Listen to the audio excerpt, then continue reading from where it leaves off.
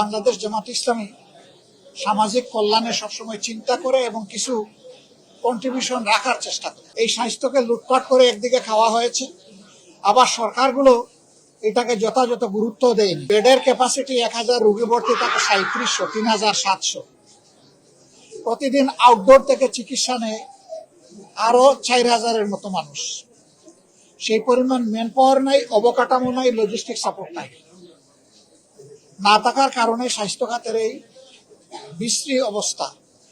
এই স্বাস্থ্যকে লুটপাট করে একদিকে খাওয়া হয়েছে, আবার সরকারগুলো এটাকে যথাযথ গুরুত্ব দেয়নি।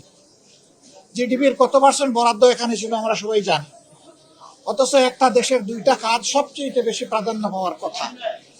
একটি হচ্ছে শিক্ষা, দ্বিতীয়টি হচ্ছে স্বাস্থ্য।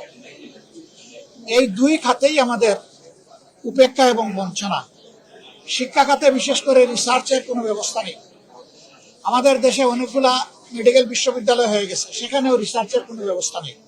পাবলিক বিশ্ববিদ্যালয় ফকিরের ভিক্ষা দেওয়া হয়, সেখানে রিসার্চের জন্য পর্যাপ্ত ফান্ড।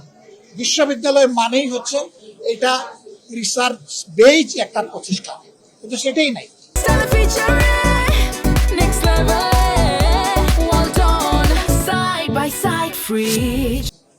আমরা এই সবগুলা দেখলাম। আমরা হামের ওয়ার্ড এবং আইসিইউ ছাড়াও আরো কিছু ওয়ার্ড আমরা পরিদর্শন করেছি। তারা তাদের সামর্থ্যের ভিতরে সর্বোচ্চটা দেওয়ার চেষ্টা করছেন, কিন্তু সামর্থ্যের সীমাবদ্ধতা আছে। আমরা এই ব্যাপারে কথা বলবো, কাজ করবো ইনশাআল্লাহ। আপনারা জানেন যে বাংলাদেশ জামাত ইসলামী সামাজিক কল্যাণে সবসময় চিন্তা করে এবং কিছু কন্ট্রিবিউশন রাখার চেষ্টা করে। এই হাসপাতালে সেই সুযোগ আছে। আমরা তাদেরকে একটা বিষয় আশ্বস্ত করেছিলাম, তারা এর বাইরে গিয়ে আরেকটা বিষয় আমাদের কাছে প্রত্যাশা করেছেন।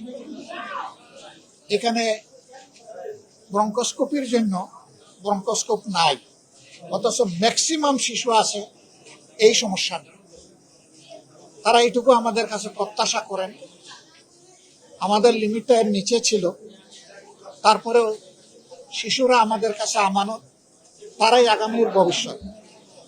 এই শিশুদের প্রতি সম্মান রেখে আমরা ইনশাল্লাহ চেষ্টা করব তাদের এই পরামর্শ, অনুরোধ, দাবি যেটাই বলেন এটা আমরা পরিপালন করতে পারি।